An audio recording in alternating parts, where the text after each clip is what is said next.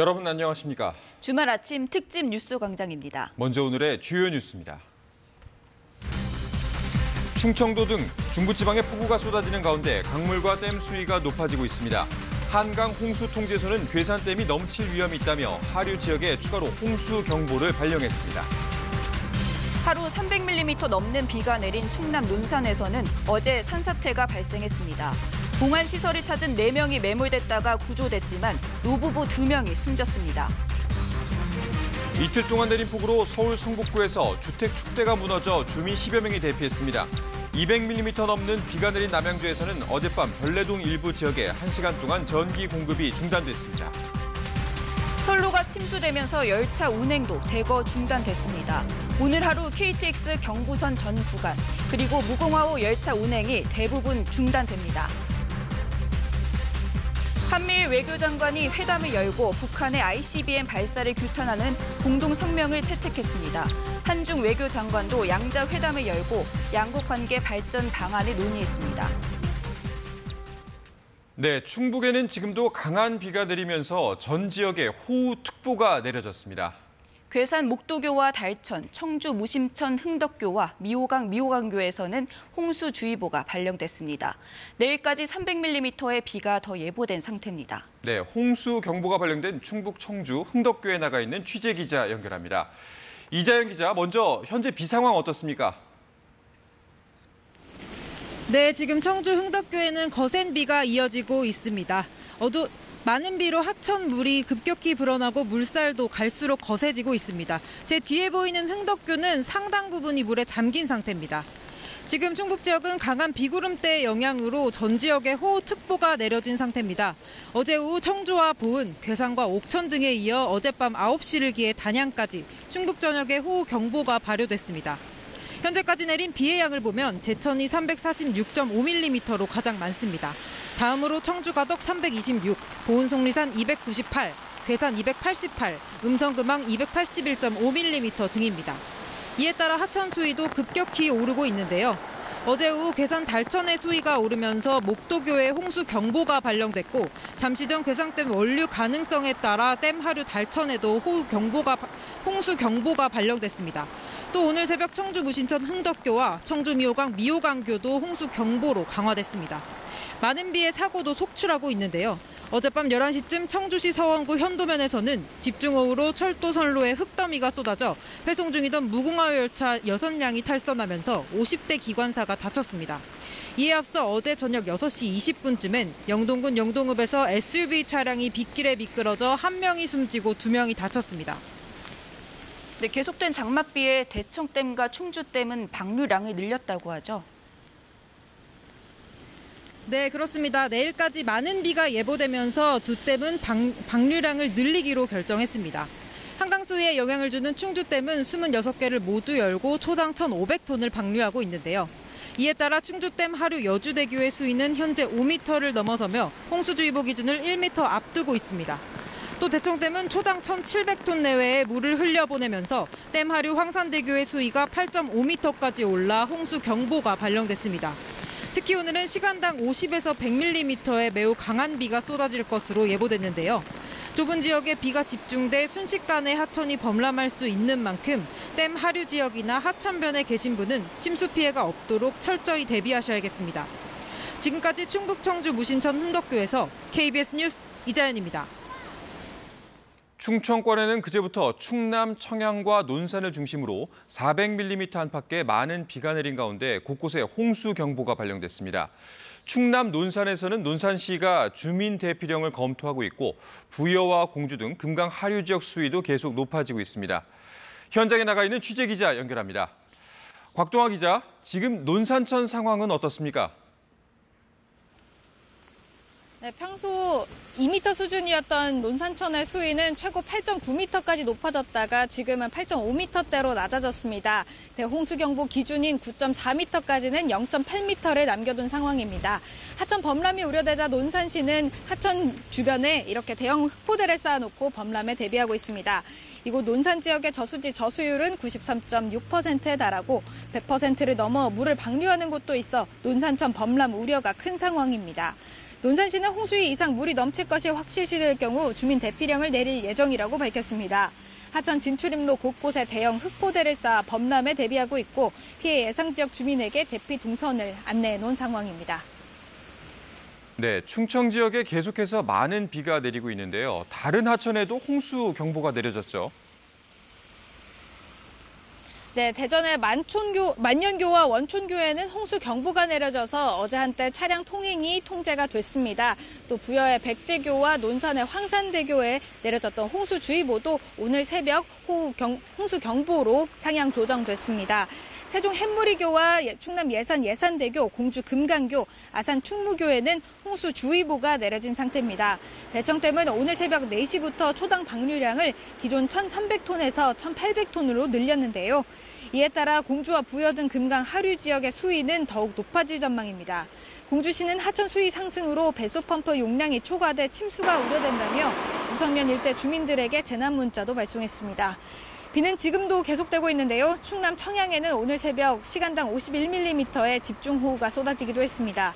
그제부터 내린 비의 양은 청양 정산 442mm, 논산 연모와 계룡 360mm, 공주 385mm 등이고 충청권에는 호우특보 속에 오늘 오전까지 시간당 50에서 100mm의 극한 호우가 내리는 등 내일까지 최대 300mm 이상의 많은 비가 더 내릴 것으로 예보돼 있어 비 피해 없도록 각별한 주의가 요구됩니다. 지금까지 충남 논산시 논산대교에서 KBS 뉴스 곽동아입니다. 어제부터 대구 경북 지역도 많은 비가 내리면서 낙동강에 홍수 경보가 발령됐습니다. 안동댐, 이마댐이 3년 만에 방류를 시작했고 경북 봉화에서는 주민들이 군민회관으로 대피하는 등 비 피해가 잇따랐습니다. 경북 봉화에 나가 있는 취재기자 연결합니다. 박준우 기자, 현재 상황은 어떻습니까? 네, 저는 지금 경북 봉화 내성천에 나와 있습니다. 현재 매우 강한 비가 내리고 있는데요. 시간당 20mm 내외의 강한 비가 내리면서 하천물이 급격하게 불어나 물살이 굉장히 빠른 것을 보실 수 있습니다. 현재 문경, 영주, 봉화 등 대구 경북 12개 지역에는 호우 경보가 내려졌습니다. 또 경북 성주, 칠곡, 청송 등 3개 지역에는 호우주의보가 내려진 상태입니다. 지금까지 내린 비의 양은 문경 동로 347, 문경 마성 281.5, 봉화 석포 256.5mm 등입니다. 비 피해도 잇따랐습니다. 경북 봉화에서는 가계천과 증조천이 범람했고 주민들은 봉화 군민회관, 인근 면사무소 등으로 총 102명이 대피한 상황입니다. 또 청량교와 갈래 삼거리 등 도로 침수도 잇따라 교통이 통제되기도 했습니다. 곳곳에서 나무가 쓰러지고 토사가 흘러내려 도로가 통제되는 등 어제부터 대구 경북에서는 수십 건의 신고가 접수됐습니다. 저희 취재진도 봉화로 오는 915번 지방도에서 나무가 쓰러져 통행이 불가능한 상태라 우회하기도 했습니다. 네, 계속해서 이어진 비로 낙동강에 홍수특보도 내려진 상황이라고요. 네, 어제부터 내린 강한 비의 영향으로 낙동강 유역에서는 홍수특보가 내려졌습니다. 현재 경북 문경시 김용리, 예천군 회룡교 지점에서는 홍수경보가, 영주시 월호교와 예천군 상풍교, 의성군 낙단교 지점에서는 홍수주의보가 발령됐습니다. 또 어제부터 내린 많은 비로 안동댐과 이마댐이 수위 조절을 위해 2020년 이후 3년 만에 방류를 시작했습니다. 안동댐은 초당 300톤, 이마댐은 초당 200톤가량을 방류 중이고 영주댐도 어제 오후 7시부터 500톤의 물을 방류 중입니다. 누적된 폭우로 산림청은 경북 산사태 위기경보를 최고 단계인 심각 단계로 올렸고 경북도는 하천변과 둔치 주차장, 산책로 등 130곳을 사전 통제했습니다. 또 영주시와 봉화군 등 경북 5개 시군에는 각각 산사태 경보를 발령해 위험지역 접근을 금지했습니다. 오늘 하루 동안 경북 북부 내륙을 중심으로 시간당 최대 30에서 80mm의 강한 비가 올 것으로 예보되는 만큼 피해가 없도록 철저한 대비가 필요합니다. 지금까지 경북 봉화에서 KBS 뉴스 박준우입니다. 어제 하루 동안 강한 비가 집중된 곳 전북입니다. 전북에는 모든 시군에 호우특보가 내려져 있는데요. 만경강과 섬진강 주변에 홍수특보가 잇따랐고 마을 침수에 대비해 주민 수백 명이 대피했습니다. 홍수 경보가 내려진 전북 완주 삼례교로 가보겠습니다. 안승길 기자, 현재 상황 어떻습니까? 네, 이곳 전북 완주 삼례교에는 어제 오전부터 홍수 경보가 내려졌습니다. 제 뒤로 흐르는 게 바로 만경강인데요. 새벽부터 비가 소강 상태에 접어들면서 최고 지점보다 강 수위가 1m가량 낮아졌습니다. 다리 아래 교각을 보시면 물 흔적이 눈에 띄고요. 반대쪽에 있는 수로에서 지속적으로 빗물이 강으로 유입되고 나무가 밑둥까지 물에 잠긴 모습도 눈에 띕니다. 오늘 새벽 섬진강 유역인 임실군 덕치면 일중리 지점 역시 수위 상승에 따라 홍수주의보가 경보로 상향됐습니다. 동진강 정읍시 초강리와 만경강 전주시 미산교 지점에는 홍수주의보가 내려졌습니다. 댐과 저수지 수위가 제한 수위까지 높아지며 방류도 잇따르고 있는데요.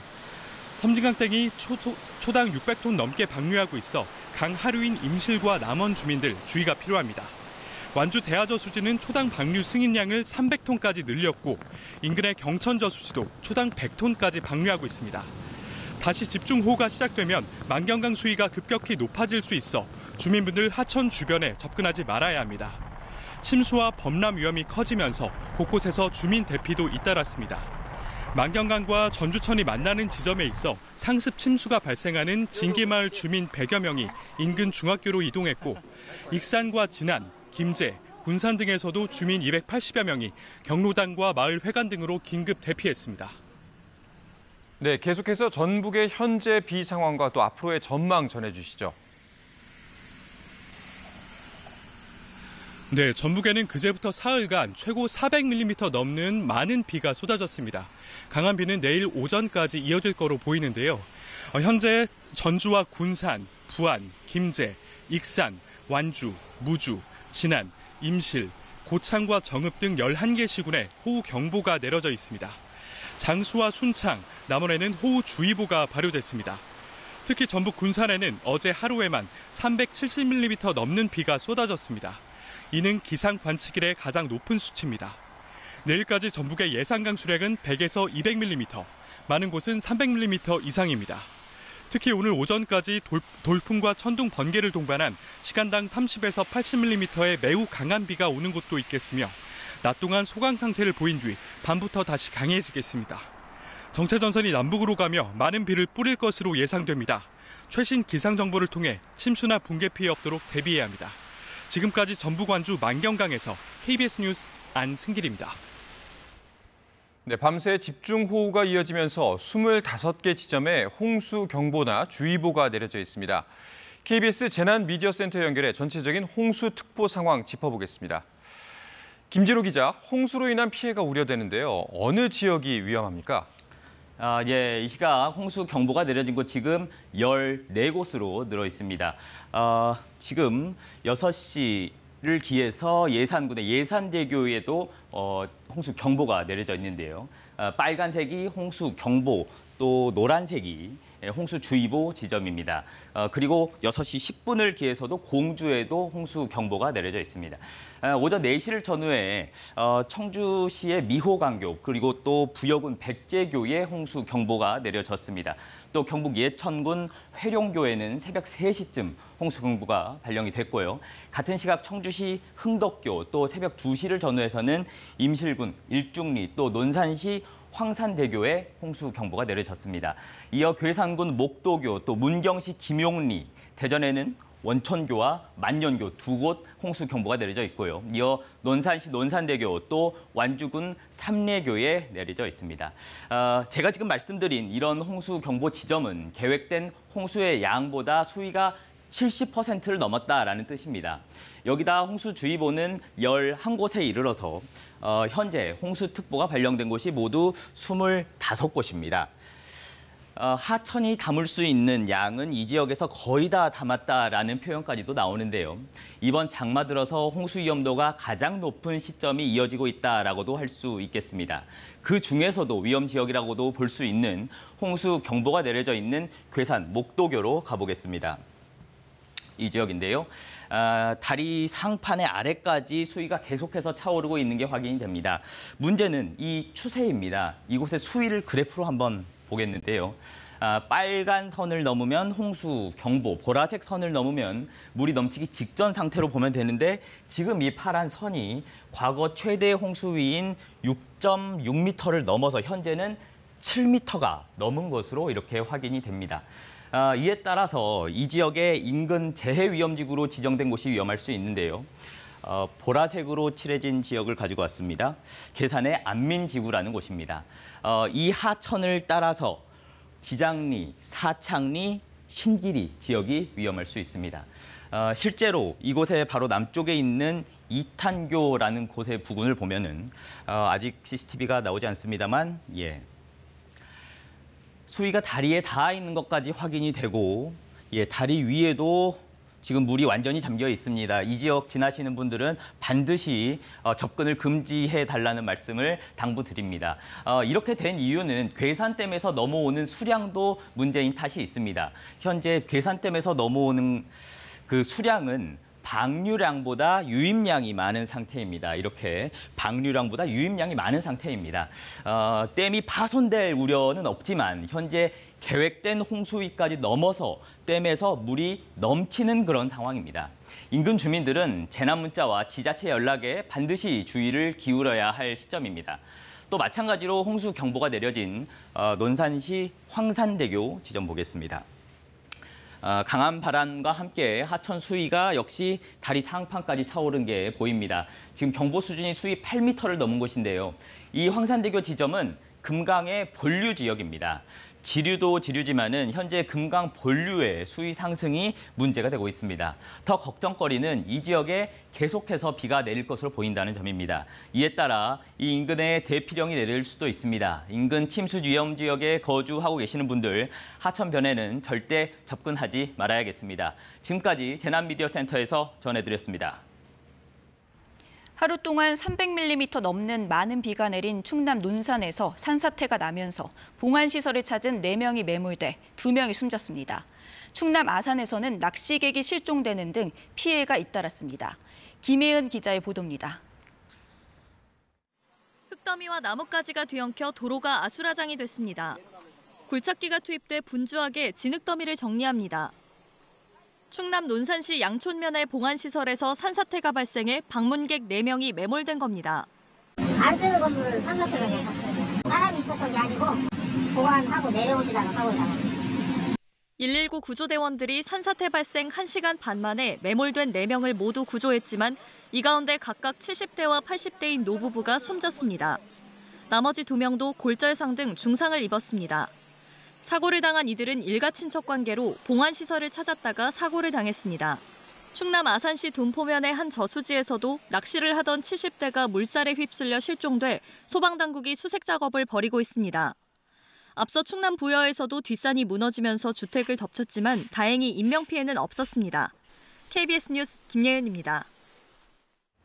이틀 동안 내린 폭우로 서울 성북구의 한 주택의 축대가 무너져 주민 10여 명이 대피했습니다. 어젯밤 남양주에서는 1시간 동안 전기 공급이 중단돼 주민들이 불편을 겪었습니다. 추재훈 기자입니다. 주택 축대가 완전히 무너져 내렸습니다. 쏟아진 잔해들이 어지럽게 쌓여 있습니다. 어제 오후 3시 반쯤 서울 성북구 정릉에서 이틀 동안 내린 폭우로 한 주택 축대가 무너졌습니다. 천둥 치는 소리인 줄 알았어요. 근데 그러다 이제 사람 웅성웅성해갖고 나가보니까 저렇게 된 거였죠. 경사지 깎아가지고 해놓은 거기 때문에 비 올 때는 상대적으로 위험하죠. 이 사고로 다친 사람은 없었지만 추가 붕괴 우려에 모두 18명의 주민들이 대피했습니다. 날이 밝으면 복구를 시작할 예정인데 추가 피해를 막기 위해 접근을 막는 임시 조치를 해뒀습니다. 성북구 관계자는 이재민을 위한 숙소를 마련하고 생활용품 등을 지원했다고 밝혔습니다. 주택가 일대가 어둠에 잠겼습니다. 어젯밤 11시 반쯤 경기 남양주 별내동 375세대에 전기 공급이 끊기는 사고가 발생했습니다. 정전은 1시간 만에 복구됐습니다. 한국전력 관계자는 지상에 있는 전기 설비에 문제가 생긴 것 같다며 정확한 원인을 조사하고 있습니다. 휠체어를 탄 남성이 도로에서 팻말과 마이크를 든 채 버스를 막고 있습니다. 어제 오후 2시쯤 서울 영등포구 국회의사당역 인근 대로에서 전국 장애인 차별철폐연대 박경석 대표가 교통을 방해한 현행범으로 경찰에 체포됐습니다. 박 대표와 전장현 활동가들은 지난 12일부터 장애인 전용 차량 요구와 오세훈 서울시장 규탄 등의 구호를 내걸고 버스 전용 차로를 막는 기습 시위를 벌였습니다. 경찰은 박 대표에 대해 업무방해와 도로교통법 위반 혐의로 구속영장을 신청할지 여부를 결정할 방침입니다. KBS 뉴스 추재훈입니다. 서울 홍제천 인근에서도 그젯밤 집중호우로 주택가 축대가 무너지면서 주민 40여 명이 이재민이 됐습니다. 경기도 양주에서는 모텔의 축대가 무너져 인근 장례식장을 덮쳤습니다. 원동희 기자입니다. 계속된 폭우에 축대가 무너져 내린 서울 홍제천 인근 주택가. 도로 바로 아래 아찔한 절벽이 생겼습니다. 흘러내린 토사와 돌덩이는 곳곳에 흩어져 있습니다. 중장비를 투입해 긴급 복구에 들어갔지만 굵은 빗줄기에 속도를 내지 못합니다. 장대비가 쏟을 때는 잠시 멈췄다 해야 되는 상황이기 때문에 비가 오므로 인해서 생각보다는 복구 작업이 지연되고 있는. 복구 작업이 한창 진행 중인 현장입니다. 이 축대 아래쪽은 재개발 구역이라 거주자가 없어서 인명 피해는 없었습니다. 만일의 사태에 대비해 인근 모텔로 대피한 주민은 40여 명. 급히 빠져나오느라 옷까지도 제대로 챙기지 못했습니다. 여덟시 깜깜 소리가 나가지고 무서워. 가가지고 여덟 명 이렇게 안고 나왔어요. 도시락 갖다 줘서 도시락 먹고 김밥도 먹고 빨리 가고 싶죠. 아무래도 나와 있으면 불편하잖아요. 구청은 어제 저녁 임시 복구 작업을 마무리하고 대피한 주민들에게 귀가를 안내했다고 전했습니다. 경기도 양주에선 밤새 내린 비에 모텔의 축대가 힘없이 무너졌습니다. 쏟아져 내린 흙더미는 바로 옆 장례식장을 덮쳤습니다. 오늘 새벽 4시 반에 번개 치는 소리가 나서 번개인 줄 알았더니 담장이 축대가 무너지는 소리. 다친 사람은 없었지만 축대 붕괴로 배수 펌프가 망가져 장례식장에 물이 들어찼습니다. KBS 뉴스 원동희입니다. 정체전선이 동서로 길게 뻗어 있습니다. 지금 충청과 경북 북부 지역, 강원 남부 지역에 거센 비가 내리고 있는데요. 특히 세종에는 시간당 40mm 안팎의 강한 비가 쏟아지고 있습니다. 북태평양 고기압과 차고 건조한 공기가 부딪히면서 이렇게 강한 비구름이 발달하고 있습니다. 지금은 주로 충청 지역과 전북 지역, 경북 북부 지역을 중심으로 호우경보가 내려져 있고요. 그 밖에 경기 남부와 강원 남부 지역, 전남과 경남 일부 지역에도 호우주의보가 내려져 있습니다. 지난 목요일부터 지금까지 충청과 남부지방을 중심으로 많은 비가 내렸는데 익산에는 439.5mm, 청양에는 437.5mm의 비가 내렸습니다. 내일까지 충남 지역과 호남 지역에는 300mm가 넘는 많은 비가 더 내릴 것으로 예상되고요. 충북과 경북 북부 내륙 지역에도 100에서 최대 200mm, 그리고 전남 남해안 지역과 경남 지역에도 150mm가 넘는 많은 비가 더 내릴 것으로 예상됩니다. 특히 오늘 오전까지 충남 지역과 호남 서해안 지역에는 시간당 최대 80mm 정도의 폭우가 쏟아질 것으로 예상돼 비 피해 없도록 각별히 주의하셔야겠습니다. 당분간 정체전선이 오르락내리락하면서 다음 주 수요일까지는 전국 대부분 지역에 비가 내리겠습니다. 특히 내일은 남부지방을 중심으로 강한 비가 집중되겠습니다. 날씨 정보 전해드렸습니다. 네, 수도권 지역은 그제 밤사이 시간당 최대 50mm가 넘는 폭우가 쏟아지면서 비 피해가 잇따랐습니다. 불어난 강물에 도로가 휩쓸리고 곳곳에서 교통사고도 잇따랐습니다. 최은진 기자의 보도입니다. 거센 흙탕물이 뜨끈긴 도로 사이를 가로지르고 잘려나간 도로 단면에선 토사가 계속 흘러내립니다. 어제 새벽 4시쯤 경기 안성시 통복교 옆에 임시로 설치한 다리 10m 정도가 강물에 유실됐습니다. 그제 밤까지도 주민들이 이용했던 가교로 자칫하면 인명사고로 이어질 뻔한 겁니다. 제가 어제까지도 거기를 버스로 지나갔었어요. 이제 어젯밤에 많이 내려가 보니까 이제 깨진 것 같더라고요. 하지만 경찰은 새벽 시간대에 일어난 사고라 다친 사람이나 피해 차량은 없다고 설명했습니다. 불어난 물에 갇힌 차량, 차에 갇힌 남성이 구조대원의 도움으로 겨우 빠져나옵니다.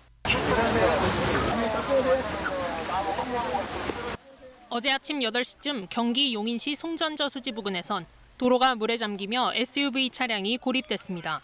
차가요. 물이 그 엔진 근처에 오면 시동이 꺼져요. 근데 거기가 수심이 좀 깊어가지고 엔진 꺼지면서 차가 멈춘 거예요. 빗길 교통사고도 잇따랐습니다. 화물차 한 대가 미끄러지면서 도로 위로 쓰러지고 뒤이어오던 차량들이 급하게 멈춰섭니다. 이 사고로 40대 운전자가 경상을 입고 병원 치료를 받았습니다. 또 그젯밤 시간당 15mm 정도의 비가 쏟아진 서울 용산구 일대에선 차량 3대가 연쇄 추돌하거나 차도를 건너던 70대 남성이 트럭에 치여 숨지는 등 사고가 이어졌습니다. 이 밖에도 비바람에 울타리가 무너지거나 천장에서 물이 새는 등 서울과 경기 지역 일대에선 190건 넘는 피해 신고가 접수됐습니다. KBS 뉴스 최은진입니다. 네, 지난해 신림동에서 반지하에 사는 일가족 3명이 숨지는 참사가 있었는데요. 서울과 수도권 일대에 쏟아진 비에 반지하 주민들은 밤새 불안에 떨며 뜬 눈으로 밤을 새워야 했습니다. 정혜주 기자가 돌아봤습니다. 그제 하루 동안 94mm의 비가 쏟아졌던 경기도 부천. 반지하 주택에는 어김없이 물이 들어찼습니다. 가재도구는 물론 침대까지 몽땅 젖어 입주민은 동사무소에서 밤을 지새웠습니다. 내가 여기 10여 년 동안 살아서 손때가 묻은 물건들이 있는데. 노후주택의 침수 피해도 잦았던 곳인데 차수판도 모래주머니도 준비하지 못했습니다. 물이 이만큼 차가고 내가 전화를 했어요. 물 막아주는 판 같은 거 안 해줬어요? 뭔 판을 내지. 그런 거 전혀 없고. 서울 노원구의 빌라 반지하에 사는 임종욱 씨도 밤을 꼬박 새웠습니다. 하수구가 역류되면서 집안이 물로 가득 찬 겁니다. 전화 왔어요. 집에 물이 들어온다고. 그래서 침대에서 발을 탁 디디니까 여기 물이 쭉 올라오는 거예요. 급한 대로 문 앞에 은박 발포지를 깔았지만 역부족이었습니다. 물을 모두 빼낸 뒤에도 침수 흔적은 지울 수가 없었습니다. 방에 있는 물건들이 젖어가지고 전부 날 좀 버리려고 생각하고 있다고요. 비 오면은 항상 이제 물이 들어올 겸이 마음이 조마조마하고 잠도 제대로 못 자고. 7월 현재 침수 방지 시설이 하나라도 설치된 침수 위험 가구는 서울이 57%, 인천은 51%입니다. 홍보는 하지만 그게 집주인 동의가 필요한 상황에서 저희가 강제로 어떻게 할 수는 없잖아요. 다음 주에도 큰 비가 예보된 상황. 반지하 주택에는 모래주머니 등을 미리 준비하고 물이 차오르면 빠르게 대피하는 게 피해를 줄이는 방법입니다. KBS 뉴스 정혜주입니다. 네, 이번엔 서울과 수도권에 이틀간 많이 내린 비에 지자체와 재난당국은 제대로 대비했는지 점검해봤습니다. 비 피해를 경고하는 재난 문자가 그제 하루만 100통 넘게 발송됐고 하천 통제 등은 비교적 빠르게 또 제때 이뤄졌습니다. 최혜림 기자의 보도입니다. 서울과 수도권에 이틀간 예보됐던 강우량은 250mm, 실제로 200mm 넘게 내렸습니다. 그제 하루 동안 쉴 새 없이 울린 재난 문자. 서울과 수도권에 발송된 게 모두 합쳐 134건이었습니다. 하루에 300mm 넘게 폭우가 쏟아졌던 지난해 8월 8일에는 98건이 발송됐었습니다. 특히 지난해 강남역 침수 4시간 뒤에야 재난 문자를 발송했던 서초구청은 그제 오후 2시부터 경고 문자를 보냈습니다. 인명피해를 최소화하기 위해서 재난 문자를 가능하면 신속하게 보내도록 하고 있다. 재난 문자에는 비 피해 경고는 물론 산사태 예보, 교통 통제 상황도 포함됐습니다. 여기가 비가 많이 오면은 좀 물이 배수가 잘 안 되는 동네예요. 그런데 수시로 문자를 보내주니까 제가 어디 갈 때 주의도 하고. 지난해 도로가 물바다가 돼 차량 침수 피해가 컸던 강남역. 서울시 재난 문자 발송 및 교통 상황 안내 요청드립니다. 경찰은 강남대로 수위가 30cm를 넘으면 통제하기로 하고 2달 전 차량 진입을 막는 훈련도 진행했습니다. 그러고선 강남역 일대에 경력을 비상대기 시켰습니다. 서울시는 강남역 일대 빗물바지에 노란 선을 그었습니다.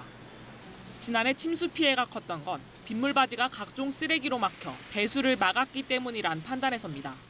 사람들 담배 피다 보면 하수구로 제일 많이 집어 던지는데 일단은 그 부분을 좀 막을 수 있을 것 같고. 경기도 일대 하천 85곳과 서울 시내 하천 27곳은 일제히 출입이 막혔고 인명피해는 없었습니다. KBS 뉴스 최혜림입니다. 이번에는 KBS 재난방송 전문위원인 장석환 대진대 건설환경공학부 교수와 함께 집중호우에 따른 홍수 위험 상황과 대비 요령 알아보겠습니다. 위원님 어서 오십시오. 예, 안녕하십니까. 네, 밤사이 비가 계속 내리면서 홍수특보가 이어지고 있는데요. 지금 홍수경보가 내려져 있는 곳이 충청의 금강과 경북의 낙동강 상류, 전북의 만경강과 섬진강 상류 지역입니다. 가장 피해가 우려되는 지역이 어디고 피해를 예방하기 위해서는 좀 어떤 조치가 필요할까요? 지금 조금 전에 이제 기상센터에서도 말씀드렸지만 지금의 상황은 충청도, 그다음에 전라북도 이쪽 지역은 어느 지역이 더 위험하고 덜 위험하다 이렇게 얘기할 수가 없을 정도로 지금 집중호우가 지금 400mm 이상 와 있기 때문에 상당히 어려운 지역이라고 볼 수 있습니다. 그 중에서도 특히 지금 이제 하천의 범람의 위험이 있는, 즉 홍수 경보가 내려진 주변의 저지대 분들은 굉장히 지금 어려운 상황에 있을 거고 그 부분들에 대해서 좀 대피 요령이라든지 또 일부는 지금 이미 대피했을 거라고 예상이 되는데 그런 부분들을 하고요. 또 지금 전국에 지금 산에 지금 산사태 위험이 상당히 좀 상존한다 이렇게 보여집니다. 지금 벌써 한 3, 4일 정도 한 200mm 이상 비가 온 지역은 이미 산사태의 위험지구뿐만이 아니고 산사태라고 하는 것이 지금 토양에 있는 물이 굉장히 습도가 많이 차 있기 때문에 함수율이 높은 상황이면은 언제든지 산사태가 날 수 있기 때문에 절개지라든지 최근에 개발을 했던 개발지라든지 공사 주변이라든지 이런 부분들은 상당히 위험한 지역이라고 볼 수 있습니다. 네, 그 일반인들이 이런 홍수에 대비할 때 유용한 수단 중에 이 하천 범람 지도란 게 있고 도시 침수 위험 지도란 게 있다는데 일반인분들 잘 모르실 것 같거든요. 그래서 이게 어떤 거고 일반인들이 어떻게 활용할 수 있는지 좀 설명 부탁드리겠습니다. 아마 시청자분들도 내 주변에 있는 지역이 홍수의 위험이 어떻게 돼 있는지 침수가 가능성이 얼마나 있는가 굉장히 궁금하실 거라고 보여집니다. 환경부에서는 홍수 위험 지도라고 하는 것을 제작해서 공표를 하고 있는데요. 한번 화면을 보고 말씀을 좀 드리도록 하겠습니다. 이 홍수 위험 지도는 크게 하천 범람 지도와 도시 침수 지도로 나눠져 있는데요. 하천 범람 지도는 지금 논산천처럼 지금 하천이 범람해서 침수가 되는 경우를 말씀드리는 거고요. 도시 침수 위험 지도는 도심지 내부에서 물이 빠지지 않아서 되는 그런 작년에 강남역 사고 같은 경우인데요. 도시 침수 같은 경우는 우리가 홍수 위험 지도 정보 시스템이라고 하는 것에 들어가 보면 이 도시 침수 지도와 하천 범람 지도가 이렇게 두 군데가 있는데 도시 침수 지도에 들어가셔서 보면은 서울특별시에 만약에 강남구를 보시면요. 강남구에서 본인들이 자기 집 주변에 있는 부분들을 얼마든지 쳐서 볼 수가 있기 때문에 이 부분들이 강남구의 지금 침수 지역인데 여기에는 30년 빈도, 50년 빈도, 100년 빈도 각각의 빈도에 의해서 각 색깔별로 지금 이 보라색 부분들은 약 2m에서 5m 정도까지 침수가 될 수 있는 지역이다 이렇게 보여지거든요. 그래서 이런 부분들을 활용하시면 내 주변에 내 집 근처에 어느 부분이 하천에 의해서 범람이 되거나 더 빗물이 빠지지 않는 도시 침수 지역을 우리가 언제든지 검색을 할 수 있기 때문에 차제에 이런 부분들도 한번 검토를 해보시고 체크를 해보시면 좋을 것 같습니다. 네, 그 방금도 말씀하셨는데 지난해 강남역에서 침수가 나면서 이 큰 사고가 났고 반지하에서도 사망 사고가 났잖아요. 그래서 정부가 많은 양의 비를 받을 수 있는 이 대심도 터널이란 걸 지어서 홍수에 예방하려고 계획은 하고 있는데 아직은 좀 지지부진한 것 같습니다. 적극적인 침수 대책을 어떻게 수립할 수 있을까요? 대심도 터널 말씀을 하셨으니까 말씀드리는데요. 작년에 이제 서울시에서 가장 침수 피해가 심각했던 신도림 지역, 즉 저기 도림천 지역이고요. 그다음에 강남역, 그다음에 광화문 이런 세 군데의 대심도 터널을 계획을 해서 이미 기본 계획까지는 수립이 되어 있는데 그 이후에 지금 그 부분들이 진척이 되고 있지 않는 그런 상황입니다. 계획대로라면은 이미 지금 이제 실시 설계를 통해서 발주까지 되어야 되는 공사 발주까지 되어야 되는 상황임에도 불구하고 아마 예산 부분에 여러 가지 문제점이 있지 않을까 이런 생각인데 작년에 신도림 부분에서 지하 반지하에 있는 사망 사고도 있었고 강남역 침수 사건도 있었기 때문에 지금 국민의 생명과 안전에 관련된 부분이기 때문에 하루빨리 신속하게 이 부분은 좀 진전이 되었으면 좋겠다는 생각이 들고 이 재난은 예방이 중요한 것입니다. 그래서 복구보다는 대응이나 복구보다는 예방의 위주로 더 많은 신경을 쓰고 예산도 투입되고 이렇게 했으면 좋겠습니다. 네, 지금 북한 쪽에도 비가 많이 와서 항상 우려가 되는 게 임진강 위쪽에 북한의 환강댐 방류 문제일 텐데요. 네. 이 부분은 지금 어느 정도로 위험성이 있고 좀 어떻게 우리가 대비할 수 있을까요? 지금은 장마전선이 지금 충청남도 이남으로 이렇게 지금 걸쳐 있지만 만약에 이게 장마전선의 세력이 북태평양 고기압 세력이 더 위쪽으로 올라오면 북한 쪽에 상당한 많은 양의 강우가 뿌릴 거고 그런 상황이 되면은 임진강 상류에 있는 환강댐이라고 하는 지역에서 환강댐을 수문을 방류하게 되면 환강댐에서 우리 군사분계선까지 내려오는데 불과 한두 시간 정도밖에 걸리지 않고 임진강은 또 밀물, 서해 조이의 영향을 받기 때문에 밀물시에 방류를 많이 하게 되면은 그에 있는 연천이나 파주 같은 데는 굉장히 많은 홍수 피해를 입을 수가 있습니다. 따라서 북한과의 어떤 협력 관계라든지 또 북한과의 이 수문의 방류에 대한 사전 통보 문제 그리고 보다 기상적인 부분들을 좀 적극적으로 살펴서 하류 쪽에 있는 우리 지역에 피해가 없도록 그렇게 해야 될 것 같습니다. 네, 교수님 잘 들었습니다.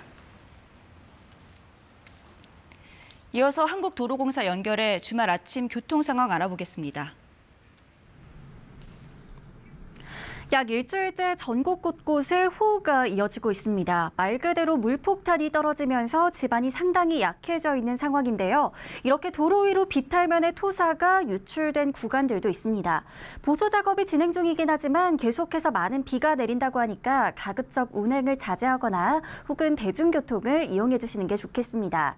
한편 55번 중앙고속도로는 신림나들목 진출램프가 토사 유실로 이용이 불가합니다.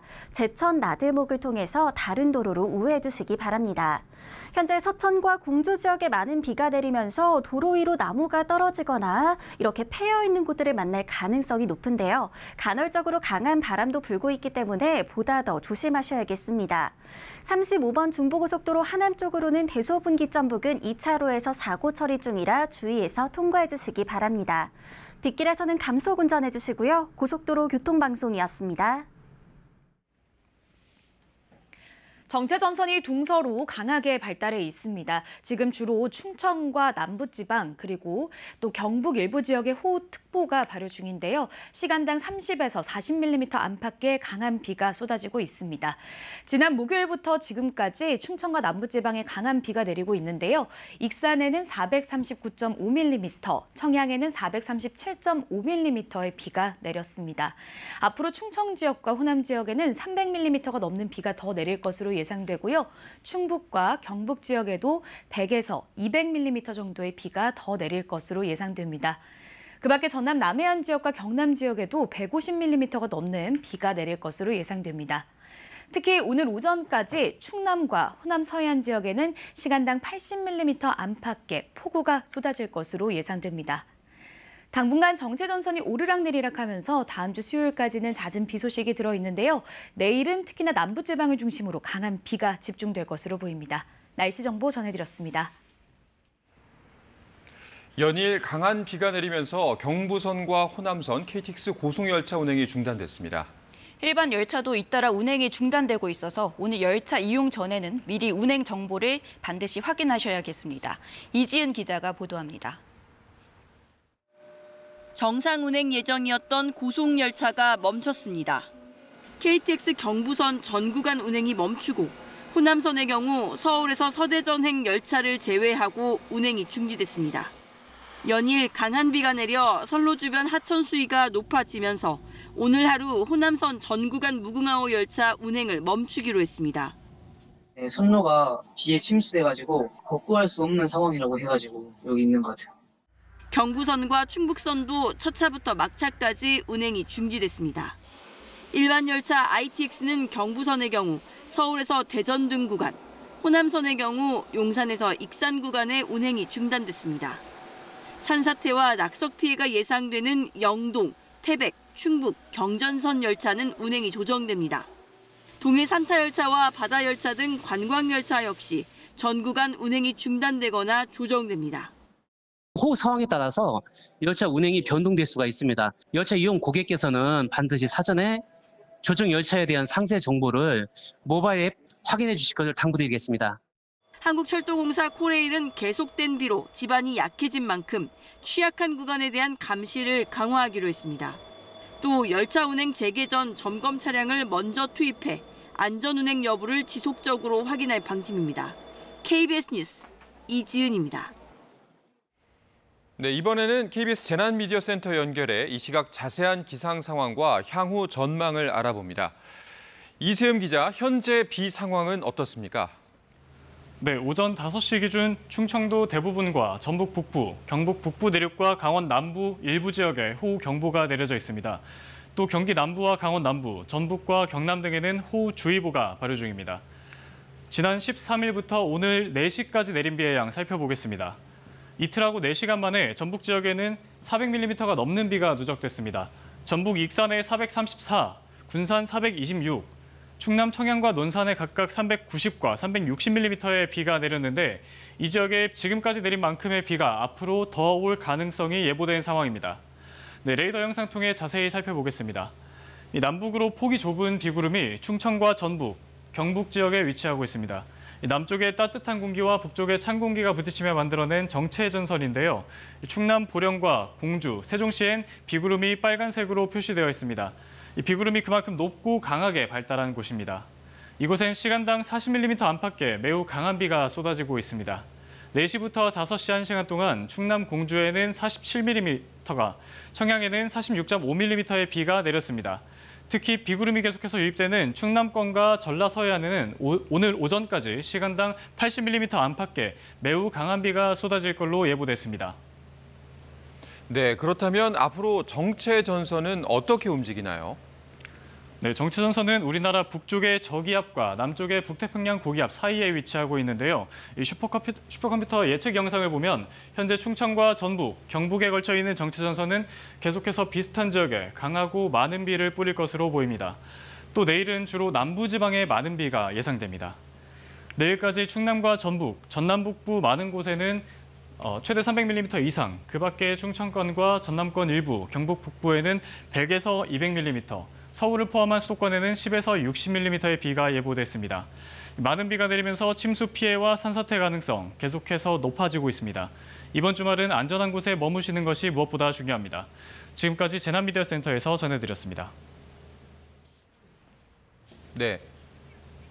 아세안 관련 외교장관 회의를 계기로 한중 외교수장이 약 1년 만에 양자회담을 열고 한중 관계 발전 방안을 논의했습니다. 한미일 외교장관들도 만나 공동 성명을 채택하고 북한의 대륙간 탄도미사일 ICBM 발사를 강력히 규탄했습니다. 이효용 기자가 보도합니다. 박진 외교부 장관과 왕이 중국 공산당 중앙정치국 위원이 약 1년 만에 마주 앉았습니다. 45분간 이어진 회담에서 양측은 성숙한 한중 관계를 위해 세심한 주의와 노력을 기울여 나가기로 했습니다. 북핵 문제와 관련해서도 각급에서 소통을 강화하자는 데 공감했습니다.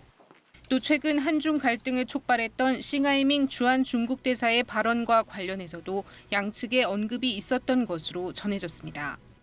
한미일 외교장관도 회담을 열고 북한의 ICBM 발사를 규탄하는 공동성명을 채택했습니다. 이들은 성명에서 북한의 ICBM 발사는 다수의 유엔 안보리 결의에 대한 명백하고 노골적인 위반이라 지적하고 북한의 핵미사일 위협에 효과적으로 대응하기 위해 3국 간 안보 협력을 더욱 강화하기로 했습니다. 또 북한의 자금줄이 되고 있는 불법 사이버 활동 등에 대한 추가 규제도 예고했습니다. 인도네시아 자카르타에서는 지난 13일부터 이틀간 아세안 지역안보 포럼 ARF 등의 다자회의가 잇따라 열렸는데 앞서 북한의 미사일 발사에 심각한 우려를 표명하는 아세안 외교장관들의 공동성명이 나오기도 했습니다.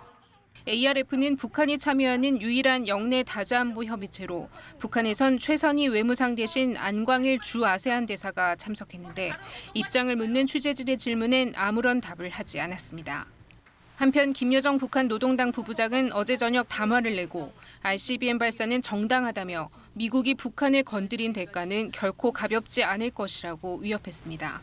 KBS 뉴스 이효영입니다. 보건의료노조가 간호인력 확충 등을 요구하며 진행한 이틀 동안의 전국 총파업을 어제 종료했습니다. 다만 부산대병원 등 일부 의료기관은 자체 파업을 이어갈 계획이어서 진료 차질과 환자 불편이 계속될 전망입니다. 정세배 기자의 보도입니다. 이틀 동안 총파업을 진행한 보건의료노조. 노조는 이번 파업으로 인력 부족 문제 등 의료계 주요 쟁점에 대한 사회적 공감대가 형성됐다고 판단했습니다. 이에 따라 이틀간의 총파업을 마무리하고 대신 의료기관별로 개별 협상을 이어가겠다고 밝혔습니다. 현장 교섭, 현장 투쟁으로 전환하기로 대승적 결단을 내리고 이후 추가로 심도 깊은 정책 협의를 통해 구체화할 예정임을 결정했습니다. 노조는 핵심 요구 사항들에 대해 정부도 공감했다고 주장했습니다.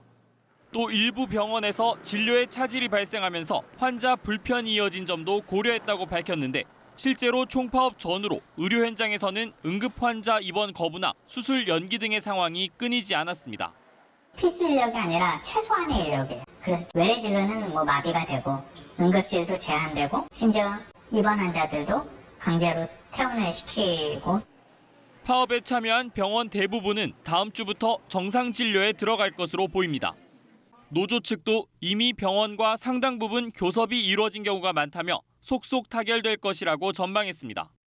다만 노사 간 이견이 큰 부산대병원은 개별 파업에 돌입한 상황이어서 진료 차질과 환자 불편이 불가피하게 됐습니다. 부산대병원은 전국 국립대병원 중 유일하게 비정규직의 직접 고용이 완료되지 않았습니다. 노조는 간호인력 확대 등 구체적 요구사항에 대해 정부와 계속 협의하겠다고 밝혔습니다. KBS 뉴스 정세배입니다.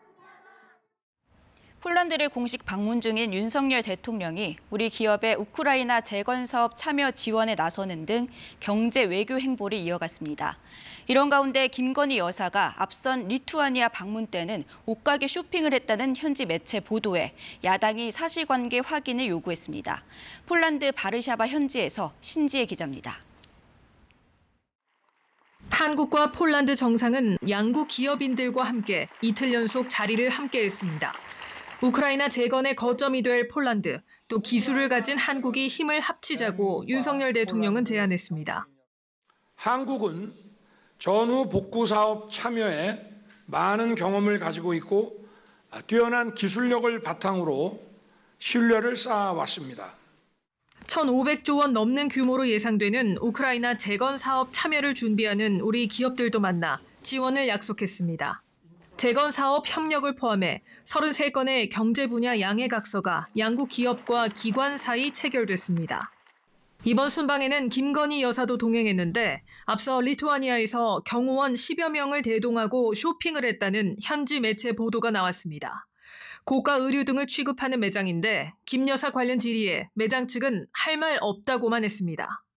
Did she buy something in your office? I cannot explain anything. How long does she stay at your store? No comment. 민주당은 김 여사가 정상 외교 중에 명품 쇼핑을 한 게 맞는지 밝히라고 요구했습니다.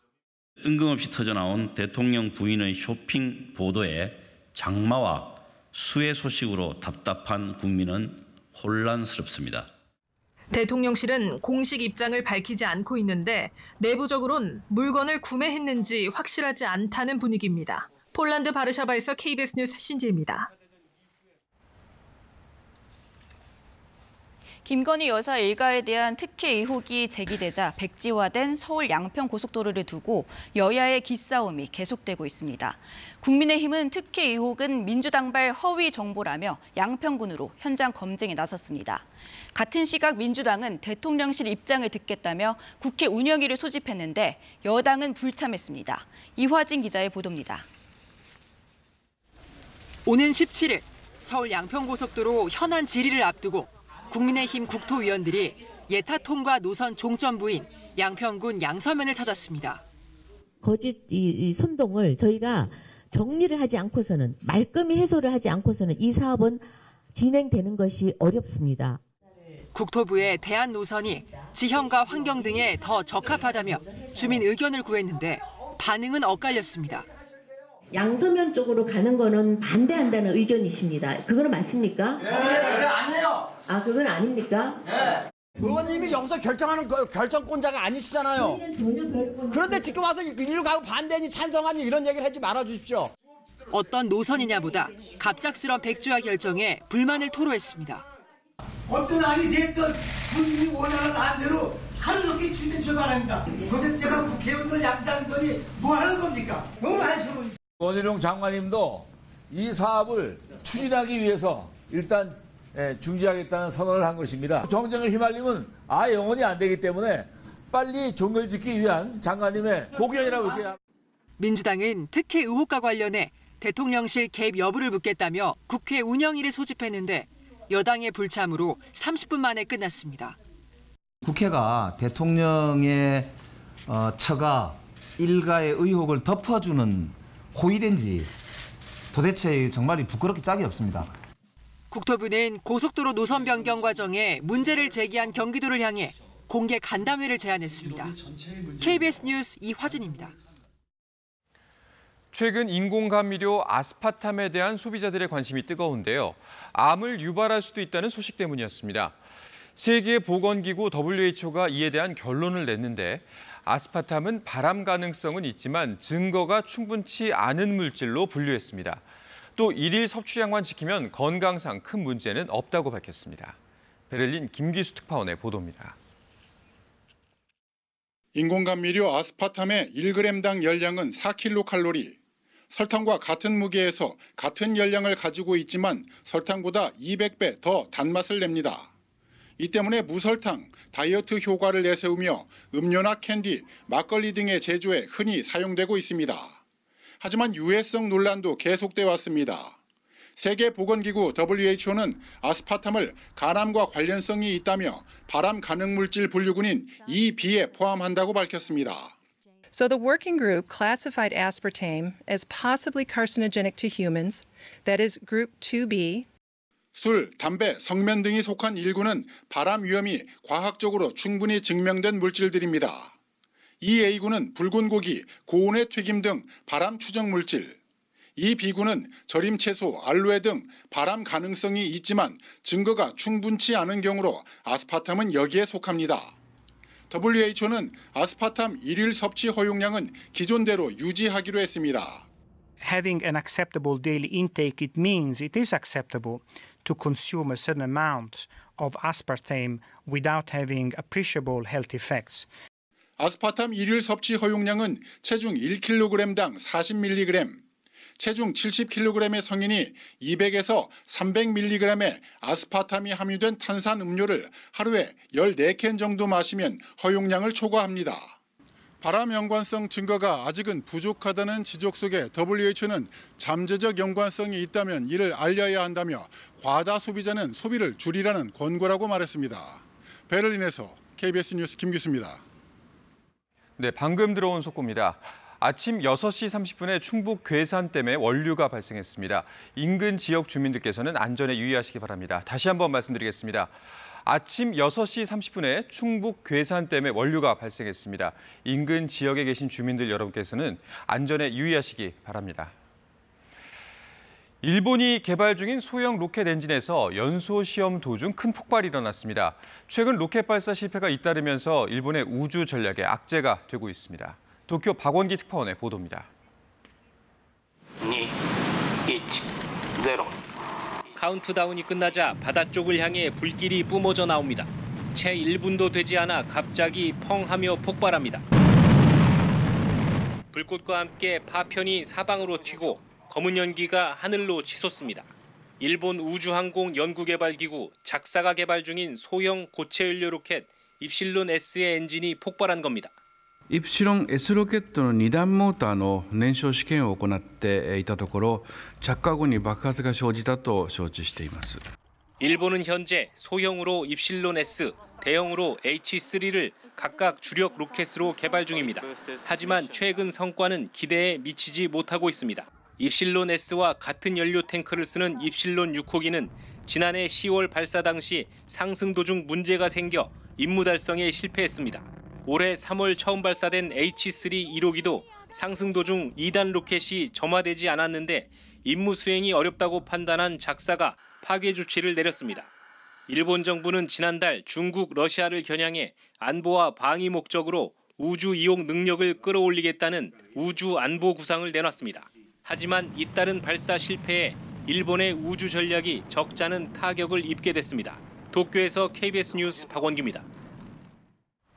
스포츠 브리핑입니다. 콩고 민주공화국 난민 부모님 밑에서 태어난 초등학생 씨름 선수 김앤디 군의 이야기가 최근 화제인데요. 웬디 군의 꿈이 드디어 이뤄졌다는데 어떤 사연인지 이무영 기자가 만나봤습니다.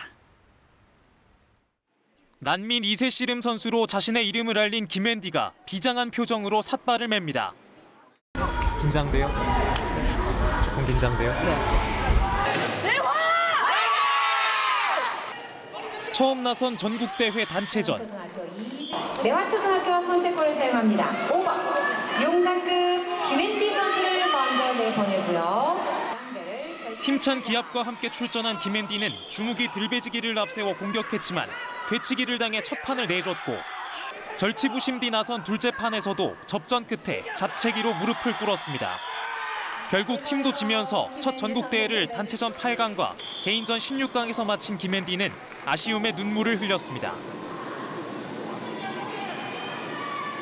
너는 이번에 처음 나온 거잖아. 이 실력을 발휘를 못한 거라고 속상해서 말했지. 어? 결과는 아쉬웠지만 어머니는 포기하지 않고 정식 씨름 선수가 된 웬디가 그저 대견합니다. 이번 처음이라서 걱정하지 마세요. 앞으로도 파이팅! 열심히 해. 알겠어요? 다음에 열심히 해서 상 더 갖고 올게. 써요. 3년간의 진통 끝에 이번 대회부터 정식 선수가 된 웬디. 국적을 넘어선 도전으로 마침내 꿈을 이룬 웬디는 이제 더 높은 곳을 바라봅니다. 전국대회는 엄청 잘하는 사람이 많아서요. 다음 대회 나가면 열심히 해서 이길 거예요. KBS 뉴스 이무형입니다. 정체전선이 동서로 길게 뻗어 있습니다. 지금 충청과 전북 지역, 경북 북부와 강원 남부 지역을 중심으로 강한 비가 쏟아지고 있는데요. 이렇게 붉은색과 노란색으로 강한 비구름이 발달해 있습니다. 세종 지역에는 시간당 40mm 안팎의 거센 비가 쏟아지기도 했습니다. 북태평양 고기압과 차고 건조한 공기가 부딪히면서 이렇게 거센 비구름이 발달하고 있는데요. 주로 충청 지역과 전북, 경북 지역에 호경보가 내려져 있고 경기 남부와 강원 남부 지역, 전남과 경남 일부 지역에도 호주의보가 발효 중입니다. 지난 목요일부터 지금까지 충청과 남부지방을 중심으로 많은 비가 쏟아졌는데요. 청양에는 452.5mm, 익산에는 443.0mm, 군산에도 432.4mm 정도의 많은 비가 쏟아졌습니다. 내일까지 충청과 호남 지역을 중심으로는 300mm가 넘는 많은 비가 내릴 것으로 예상되고요. 충북과 경북 내륙 지역에도 100에서 200mm, 전남 남해안 지역과 경남 지역에는 150mm 이상, 경기 남부와 강원 남부 내륙과 산지, 그리고 또 경북 일부 내륙 지역에 30에서 100mm가 넘는 많은 비가 더 내릴 것으로 예상됩니다. 특히 오늘 오전까지 충남과 호남 서해안을 중심으로는 시간당 80mm 정도의 폭우가 쏟아질 것으로 예상되니까요. 비 피해 없도록 철저히 대비를 해주셔야겠습니다. 오늘은 주로 중부지방을 중심으로, 내일은 남부지방을 중심으로 강한 비가 집중될 것으로 예상됩니다. 정체전선이 오르락내리락 하면서 다음 주 수요일까지는 전국 대부분 지역에 비가 내릴 것으로 예상되고요.